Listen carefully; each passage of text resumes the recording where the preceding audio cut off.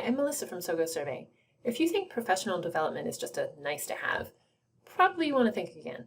Let's take a look at how important it might be for you and your organization. For full disclosure, I should probably tell you up front that I'm a teacher, so I believe very strongly in the value of education. But we know, of course, learning doesn't stop when you get out of school or get out of college.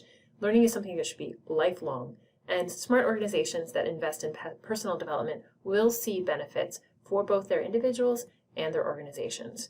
We know that if you've got a workforce or a work base that's expanding their skills, it's going to expand your business as well. If you as an individual are invested in professional development, you know that that can be helpful in creating a satisfying career where you're not just stuck in the same role, where you have the chance to expand and grow in new and interesting directions. One of the benefits here, of course, greater job satisfaction. When you have greater skills, if you get to sit at the head of the table, work becomes more meaningful for you. It helps you to build confidence as well. These increased confidence and increased skills definitely can be helpful on your resume or CV. They show that you are taking on new challenges, that you're taking the initiative, and you're not just waiting to be told what to do. This can offer you the opportunity for a new job or even a new position within your organization. Of course, within your same organization, if you are interested in continuing in certain directions, you are going to be a stronger candidate for those opportunities, and it's going to accelerate your career progress. As an organization, it is critical to think about learning as one of your core values. It should be, if it's not on your list of published core values, it should be listed on your internal core values that you all recognize. It's not just something that's a nice to have, it's something that's critical to keep your organization growing.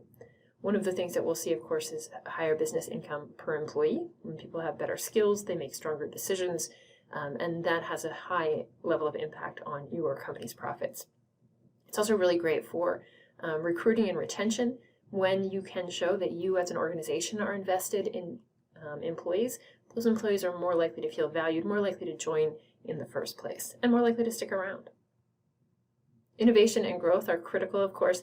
You don't just stumble into good discoveries. Some of those discoveries take a lot of time, take a lot of skill, energy, talent, and when you're looking at that environment, that fostering environment that's fostering learning, that's where you're going to see a lot of that innovation and strong development.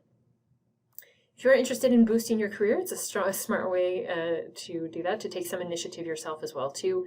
There are tons of great resources. You need to be a little proactive sometimes to find out what some of those are. One of those areas might be in your workplace. You might see new opportunities to take on new tasks. Anyone who's saying, that's not my job, that's not in my job description, we can easily pass those people by. We can look for the people who are more eager, more interested in trying new things, even if it's pushing their existing skill set. These are people that we want to have on our team. And here, those are the kind of people that we hire as well, the people who are going to be able to say, you know, I've never done that before, but I'm going to be able to learn about it and be able to contribute. And also volunteering to help new employees as well, whether it's a formal process or a sort of informal mentoring. Helping other people is a great way to help your own skills grow too.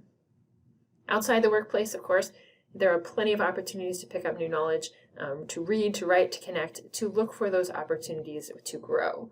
The internet, of course, is an endless source of opportunities. Online learning resources, your own personal learning plan, your career development plan. When you graduate from college or when you graduate from high school or wherever you finish your training and education, hopefully you put together a plan of where you'd like to go next, how you'd like to continue your learning. If you haven't, maybe now is the time to do it. So if you are a trainer, if you are an employer, an HR, or many of the roles where training becomes important and becomes relevant in an organization, there are a number of things to think about. So that culture of continuous learning, showing that you yourself are taking advantage of opportunities, whether it's getting another degree or whether it's taking professional development courses, attending conferences and seminars, whether they're online or in person, showing by example too that continuous learning is important and valued. That sets the example for other employees to do the same. So if you want to sit down with your team, individually getting to know people, helping them build their own plans and set up learning milestones, sometimes it's not, people do want to keep learning quite frequently, but they don't feel like it's going to be valued. They don't feel like it's a legitimate part of their day, or it should be something they do on their own time. But if you can help with those individualized plans, so learners and colleagues can continue to grow, and they know they're going to have a little bit of accountability to check in with you. What are those learning milestones? How are they doing? Sometimes that time to reflect is more valuable than any spreadsheet that you can put together. Cross-training within your organization is a really great way to go. That way you have some backup too, and you already have the experts in-house. So that provides a great deal of depth and support. The mentoring program I mentioned as well is a really great structure to put together. It can be formal or informal, but the idea that people in your organization are going to support each other, and giving them a little bit of structure sometimes helps that not everyone is comfortable, approaching them and saying, hey, I want to share something with you, or hey, I have a question, vice versa.